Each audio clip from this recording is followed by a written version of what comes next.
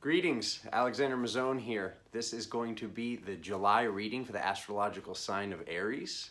So I'm going to be dropping the full Iron Cross spread to give you a quantum look for your zodiac sign to see what's going on right now during this next upcoming month to prepare a little bit better to, move the good things forward faster and, to hopefully dodge anything that we don't want to see coming. So it's my pleasure to be here. Once again, my name is Alexander. Please like, please subscribe, please hit that bell notification. We're over 1,000 subscribers now. Thank you so much for all the love and support in the past month of the start of this channel, and some new live awesome content coming very, very soon. So without further ado, let's start this shuffle.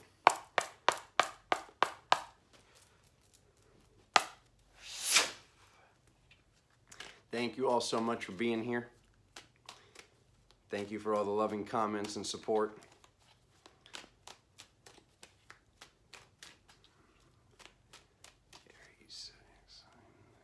So in accordance with the highest benevolent force in the universe, let's see what's going on for the astrological sign of Aries. Feel free to watch your moon sign, your rising sign, your Mars, to get a little more in-depth, readings to see what's going on with you. What's going on in the mind, what's going on with the ego.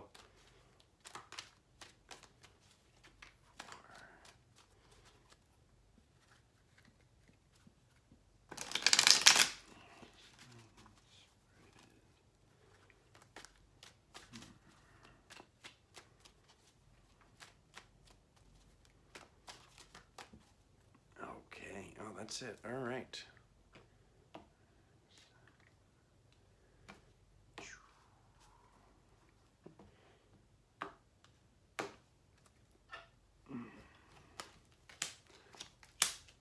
Okay.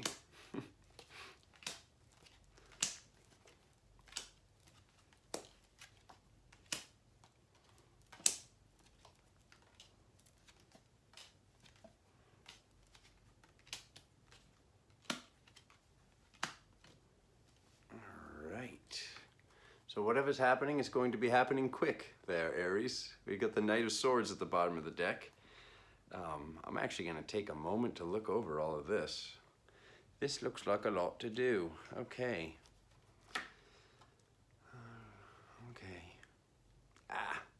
Okay.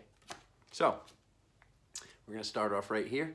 So we got the Nine of Cups with the Ten of Swords over it. Okay, so this card's representing love. This card's representing either being stabbed in the back energetically or betrayed or, also some energetic hooks it can be representing.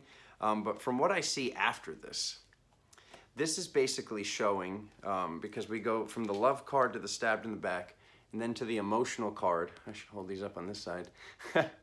From the emotional card, we get this Page of Cups. So this intuitive child. And then in the physical, we have this karma card, this card that can represent karma.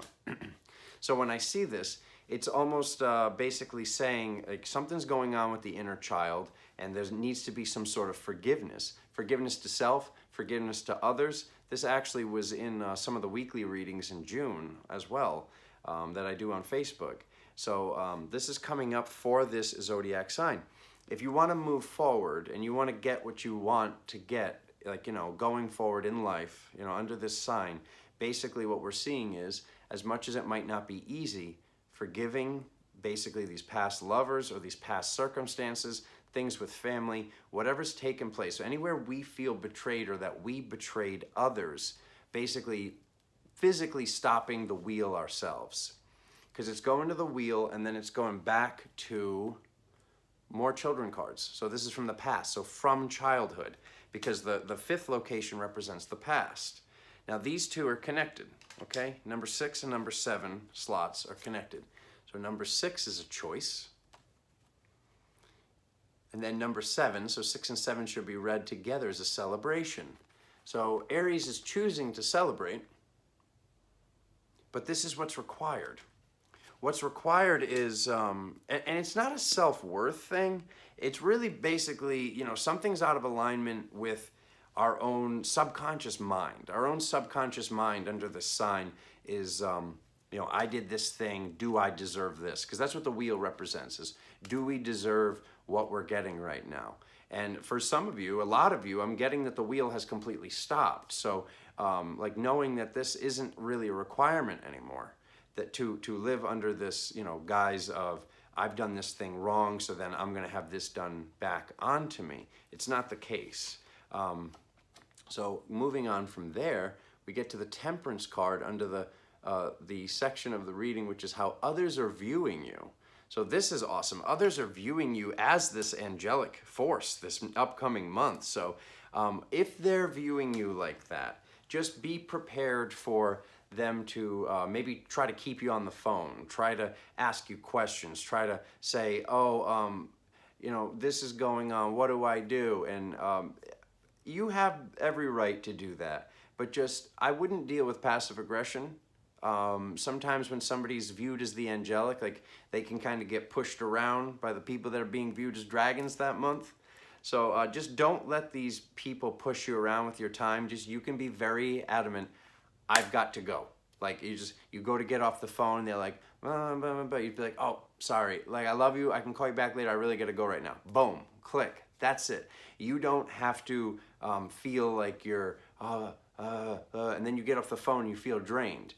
If you're being viewed as this angelic, okay, then be this angelic. And the angelics are not constantly being pushed around. So choose what you really want and be in the state that you really want to be, which is celebrating by really working on your own stuff.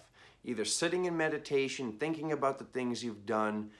You might want to contact some of these people, reach out to them if you can find them, either through social media or whatever, and say, hey, I'm sorry I did this, or yada, yada, yada, this thing or that thing. And because when we do that, we get the ball and we put the ball in their court. And when we put the ball in their court, then you have the opportunity to completely step the heck out and to, move on with your life, because that's what this is really saying. So hopes or fears. In hopes or fears, we get the marriage card. So some people are hoping to get married under the sign of Aries, and some people are actually fearing it. So maybe that relationship's been going long enough that you're waiting for the other person to basically start bringing up this line of conversation. And then some of you are probably hoping to manifest this or meet the right person. So either way, this is very good. And one way of going across the reading, I can see that it has the children, the love, the choice, and the marriage card. So it's a very, very positive time if that's what you're calling in right now, for sure. And then if you're in a relationship, like I said, you really just need to choose what you want and not give ultimatums and kind of speak your truth. But basically, upcoming next are these two cosmic cards. So we're going from 7, 8, 9, so 10 and 11. These are two of the cosmic cards. So under number 9, or number 10, we have the 9 of Swords. And then we have the 5 of Pentacles. So this can represent trouble sleeping at night and just all around weird energy in general. But this is across from this awakening with these swords in the back, with these issues with love, with what needs to be forgiven. So, if you're seeing this reading later than, June 1st, when it will be posted, if you're seeing this reading later and you've been dealing with this stuff, now you're seeing why. Now you're seeing why sleep's been off, the energy has felt off, because this needs to be done. This thing with love and forgiving yourself is really necessary for us to step into our highest power, for us to step into our highest state of being, the final cosmic card, for us to be the magician that's creating our reality, okay? For us to have all of the elements on the table.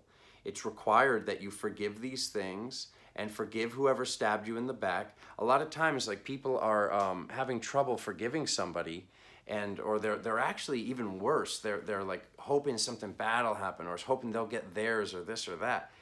Anytime I ever saw somebody pay for their karma instantly, which this is having to do with karma, this is having to do with forgiveness, this is having to do with our magical ability under that sign. Anytime I've ever seen somebody get slapped the fastest, I didn't want it whatsoever. I was not manifesting it whatsoever. I literally just would feel the hurt of the decision that they were making. And then I'd be like, okay, I wish them the best, I send them love, I just, whatever, I'm just deal with it in my own way. And then instantaneously, boom, the next day, 2 days later, the oddest things would be happening. Whereas if I held on to it, it's kind of like you're holding on to this rope, like, oh, they'll get theirs. It never happens. It never happens because the space isn't there. And, people, we should be really working on unconditional love, and we shouldn't want bad stuff to happen to them because the one is in the all. We're basically wishing bad things upon ourselves. But basically what I'm saying is if the person's going to be slapped by karma, that cord has to be let go of. And you just got to kind of just be like, okay, well, that hurt. And then I'm going to be a loving person. I'm going to continue to be a good person. And then you'll see, bam, they get slapped right away once you step into that. And we're not doing it for that reason. Like I said, we're not forgiving them so they get slapped, because that's still subconsciously, that's the same thing. Just working on this stuff and, giving this a try, like being in this loving state of nature and just knowing some version of yourself that's here to teach you something, or you're processing something whenever you see this stuff happen. And just as for the past, when you're forgiving yourself for this stuff, just know, we didn't know. If you make the mistakes when you're completely awakened being, that's totally different. But what I'm getting is, this was stuff that happened when we were younger. This is stuff from the decisions that we made to heal from, like, the state of the inner child. So, yeah, just moving on to the completion of all of this. The final 3 cards. We got the Judgment card, okay? We got the Death card.